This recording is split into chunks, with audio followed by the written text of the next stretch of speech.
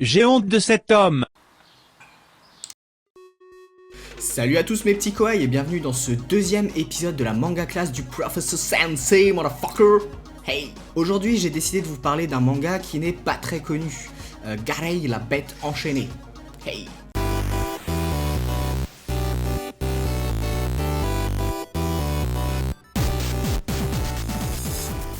Garei est un manga donc prépublié d'octobre 2005 à janvier 2010 dans le Monthly Shonen Ace qui appartient à l'éditeur Kadokawa Shoten. Pourquoi je précise l'éditeur ? Parce que à la fin tout fera sens. Après 2010, Garei a été compilé en une série de 12 tomes. Chez nous c'est Pika Édition qui se charge de l'édition. Pour ce qui est du genre, Garei est classé dans l'action, comédie, fantastique, tout ce qu'on aime quoi. Moi, je préfère les Eichi. Non! On ne va pas parler de Eiichi, fous-moi la paix. J'aurais aimé vous parler un peu de l'auteur slash scénariste Hajime Segawa, mais ce mec est un fantôme. Sérieux, après une recherche sur des sites français, puis anglais, puis enfin le wiki japonais, je n'ai absolument rien trouvé de bien intéressant. Peut-être qu'il n'existe que dans ta tête, comme moi. En tout cas, sachez simplement que c'est là le premier vrai manga d'un auteur. Soyons donc indulgents quant à la forme et au fond. Après tout, la première fois, c'est toujours décevant, non? Alors ça je l'enlèverai, ça.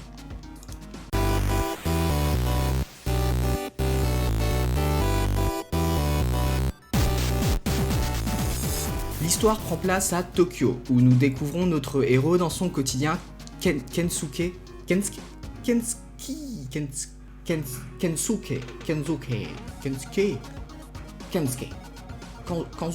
Non. Ge? Non, c'est ça. On va dire Kensuke, tiens, c'est bien ça, Kensuke. Nimura, qui en fait n'est pas un ado comme les autres puisque sa vie est pourrie par un don qu'il a depuis tout petit, voir les esprits des morts. Cette particularité lui a valu une assez mauvaise réputation auprès des autres et malgré quelques amis fidèles, ses relations sociales et sentimentales sont au point mort. Arrivent nos deux événements perturbateurs. Il se fait pour la première fois attaquer par un fantôme et se voit donc obligé de fuir la queue entre les jambes. Et durant sa course folle, il heurte une jeune fille en scooter, ou plutôt une fille en scooter le heurte. Et ils font un bisou pendant l'accident. Ouais bon, ça c'est un peu abusé selon moi, sérieusement, leurs têtes sont comme par hasard bien alignées, bien tournées, leurs lèvres humides... Où est donc passé ton cœur ? Bref, Ken retrouvera la fille au scooter un peu plus tard et elle lui avouera pouvoir non seulement elle aussi voir les esprits mais est également capable de les exorciser grâce à l'esprit d'une bête féroce qu'elle abrite dans son propre corps, Garei Byakuhei, aussi affectueusement surnommé Shiro, parce qu'il ressemble à un gros chien blanc. C'est plus un serpent-chien poilu, il me semble. Ouais, alors plutôt une tête de loup avec un corps géant qui le fait ressembler à un serpent. Moi j'aurais dit une belette. C'est pas plutôt une loutre plutôt ? C'est la même chose. Mais pas du tout. Au cours du combat, la jeune fille fait une erreur et se retrouve immobilisée. Poulette. C'est Kensuke qui la délivrera afin qu'elle puisse l'exorciser. Les deux se quittent assez brusquement, sauf que le lendemain, une nouvelle élève arrive dans la classe de notre héros. Devinez qui ? Allez, devinez. Franchement, c'est facile. Allez-y. Ils ne peuvent pas te répondre, car ils sont aussi dans ta tête. C'est donc notre jeune exorciste Kagura Tsushiya. Tsushiya.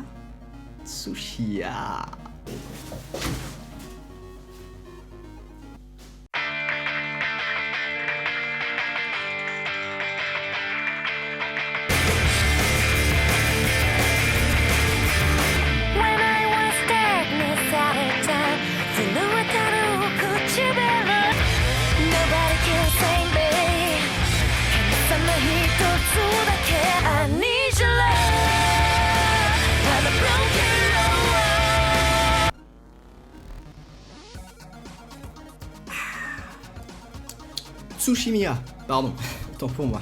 C'était nul. Vantard.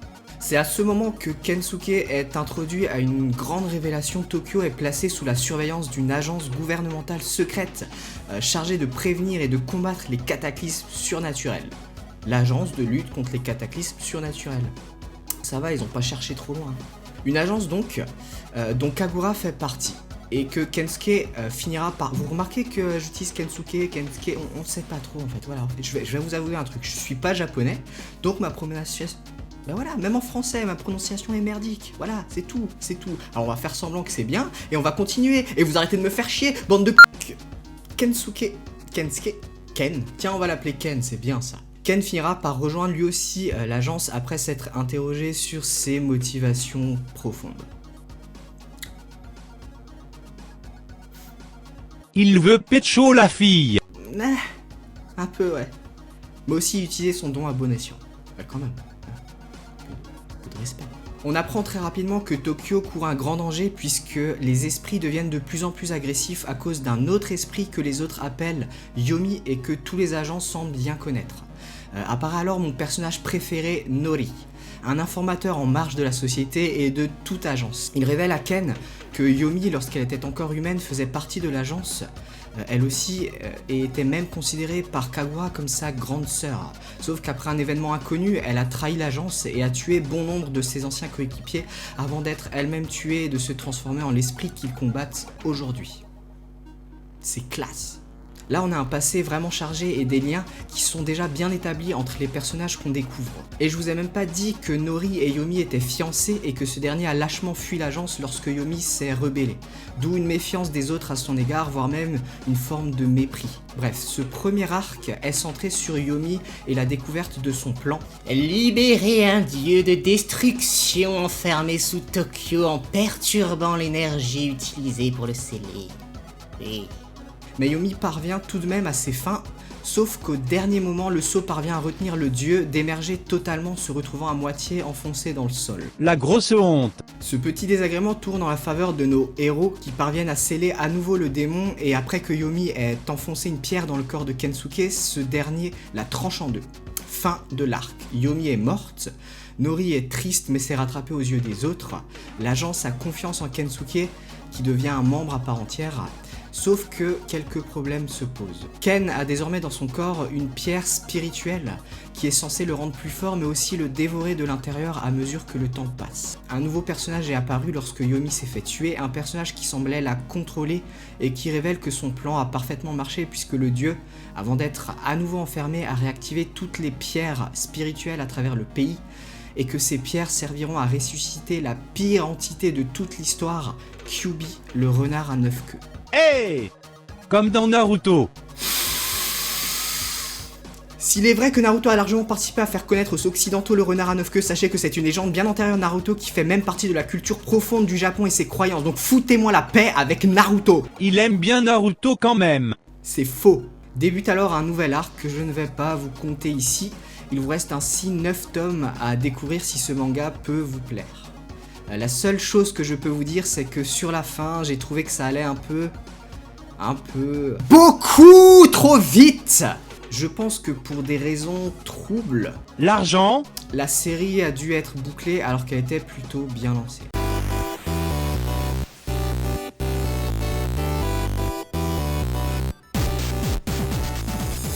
Garei possède pas mal de personnages attachants et surprenants.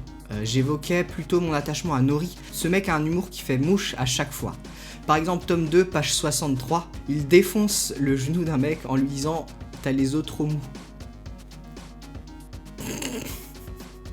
Il a pourtant un côté très sombre, notamment à cause de son passé avec Yomi qui a dû redéfinir son caractère, son rapport aux autres et la confiance qu'il accorde à ses coéquipiers. Il s'attache pourtant rapidement à Ken et voit en lui et Kagura le risque que son histoire se répète. Ken est aussi intéressant dans le genre car il a deux faces diamétralement opposées, sa raison et son cœur. En bref, il identifie toujours clairement le danger, les situations tendues, etc.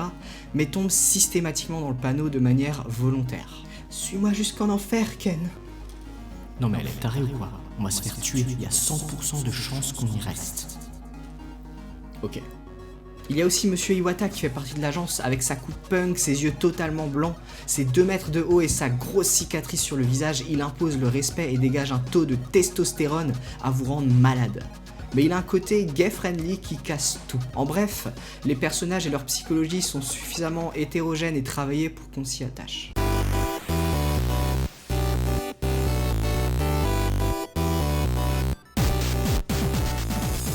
Bon là, on n'est pas sur quelque chose d'extraordinaire, je vous avoue. Le trait est parfois hésitant et les détails absents dans la plupart des scènes. Sans déconner. Regardez ça. C'est quoi? C'est des visages.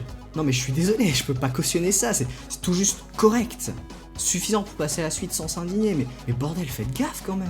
Tu abuses, enfoiré. Je dois avouer qu'au début, les scènes de combat sont un peu confuses également. On voit pas toujours très bien ce qu'on veut nous montrer et certains plans sont étrangement filmés, ce qui nous fait perdre le fil. Et dans une scène d'action, c'est synonyme de rater son effet. Si on doit relire une case ou en détailler le contenu pendant 1 minute pour bien comprendre ce qu'il s'y passe, on sort du dynamisme du combat et donc on sort de l'histoire tout court. Et y a rien de pire. Bon après, c'est rien d'horrible non plus, hein. Des mangas où l'action est confuse, il y en a des centaines et des centaines.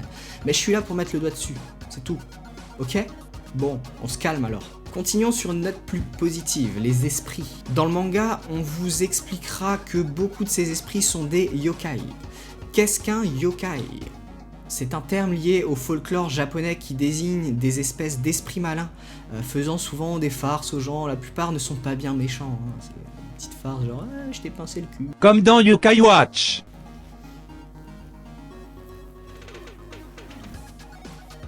En fait, Hajime Segawa s'inspire allègrement de ces différents yokai pour créer son bestiaire de fantômes, et je dois avouer que je trouve ça classe. Car déjà, on a une cohérence culturelle, mais en plus, on apprend des choses sur les croyances folkloriques du Japon. Et surtout, Segawa aime briser le côté classe de ces yokai en leur mettant des tatouages sur le corps. Par exemple, le dieu scellé sous Tokyo a écrit sur son torse « Bonjour, je suis Tengu, je ne suis pas encore très bien réveillé, mais je vais faire de mon mieux. » Pourquoi je fais ça ? Comment faire plus ridicule pour un dieu destructeur? Ou encore un yokai ayant l'apparence d'un gros bébé ayant sur son front écrit « Hasta la vista, baby !» C'est totalement décalé, surtout qu'on les voit dans des moments graves. C'est un parti pris que j'adore. Bien joué Segawa. Le design des armes est également assez soigné et original. J'adore particulièrement l'arme nommée Michael 12, qui est un katana dont le fourreau possède une éjection pneumatique de la lame. C'est tellement classe. Arme que tu as plagiée dans une de tes histoires. Il y a aussi certains plans que j'ai trouvé vraiment classe et symboliques pour la compréhension de ce que ressentent les personnages. Là par exemple, on superpose Kensuke, enfant et adulte. L'enfant, arme levée, les yeux ouverts et un petit sourire aux lèvres, insouciant, se tenant bien droit. L'ado lui a baissé son arme, rengainé, la tête baissée, les yeux fermés et le dos un peu voûté. On comprend avec cette seule image que Ken se sent accablé par son nouveau rôle, un destin qui commence tout juste à lui peser sur les épaules et qui le forcera à faire des choix cornéliens. C'est qu'une image, hein, mais qui en dit énormément. Et c'est l'occasion pour moi de faire un parallèle entre les mangas et le cinéma, car tous deux ont une réalisation qui, si elle est bien gérée, fait passer des messages, des sous-entendus, des indices. Tout ce qui s'applique au cinéma en termes de mise en scène peut être appliqué au manga, ce qui fait des mangaka des scénaristes, dessinateurs, mais aussi des metteurs en scène. Chapeau les mecs.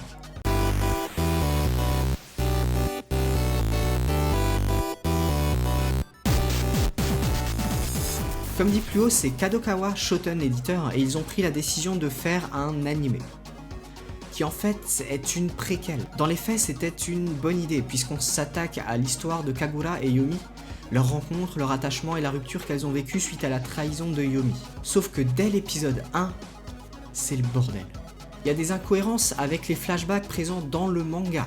L'épisode 1 commence par la trahison de Yomi, puis l'épisode 2 revient en arrière et nous montre le moment où nos héroïnes se sont rencontrées. Le premier yokai qu'on voit est fait en 3D dégueulasse, à l'animation lourde et aux textures contrastant totalement avec l'aspect lisse du dessin. Je ne comprends pas pourquoi ils ont fait ça, hein. Je ne comprends pas pourquoi ils ont fait ça, car dans tout le reste de l'anime, les monstres ont un aspect normal. Il y a une nouvelle agence aussi, la directrice n'est plus la même alors que dans le manga, elle est aux commandes depuis des lustres.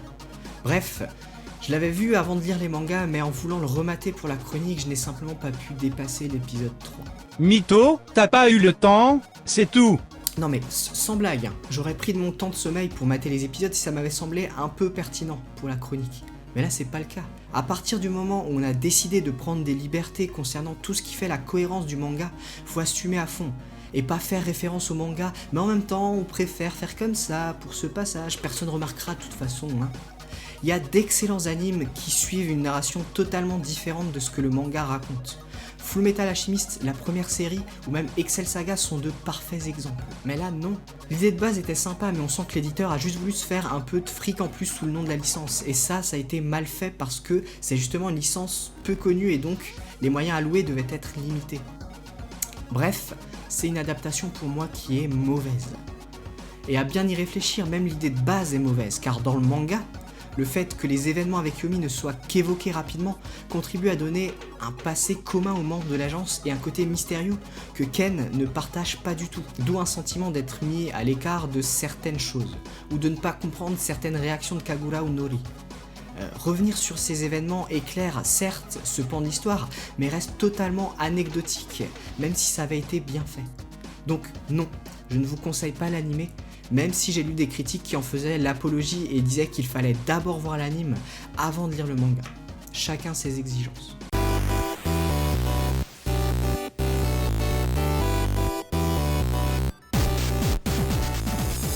J'aime ce manga. Il a un côté décalé, un côté sombre, on a de la romance très soft entre Kagura et Ken. Il y a à peu près tout pour passer un bon moment. De plus, Pika nous gratifie de pas mal d'annotations en bas de page pour expliquer certains termes, certaines histoires de yokai, etc.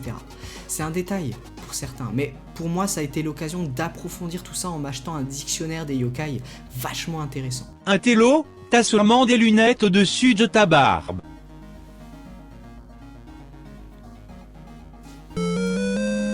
Les moments décalés sont légion, j'en évoquais avec Nori, mais il y a aussi une scène où on voit Ken aux toilettes.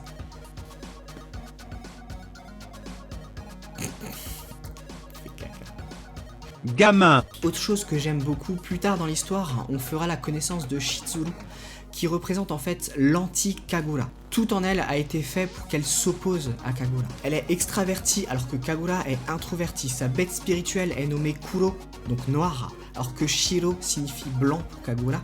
L'une est blonde alors que l'autre a les cheveux noirs. Elle fait partie d'une organisation illégale alors que Kagura travaille pour le gouvernement.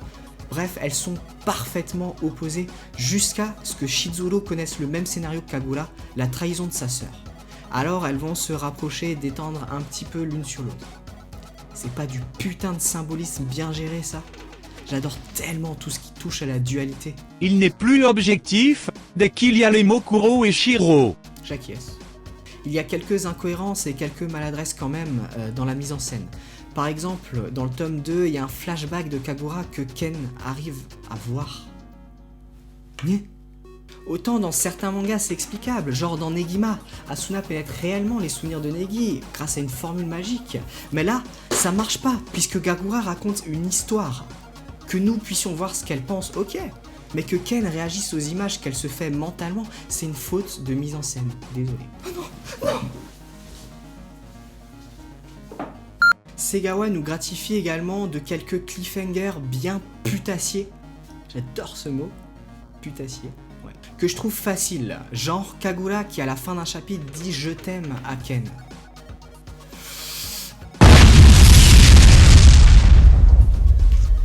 Puis, chapitre suivant, grosse marche arrière. Non mais t'as mal entendu.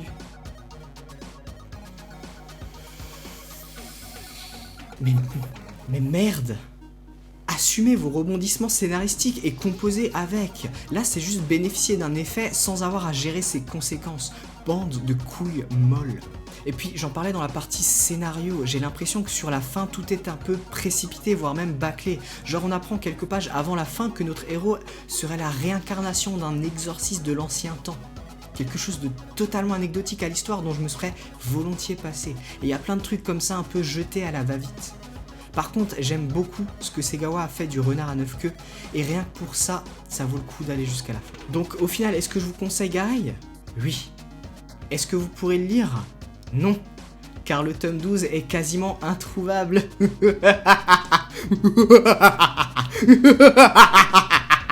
Enfin, il est coté à 92 € d'occasion sur certains sites, donc si vous avez le budget... Vous avez le droit de me traiter d'enculé. C'est autorisé. Je comprendrai.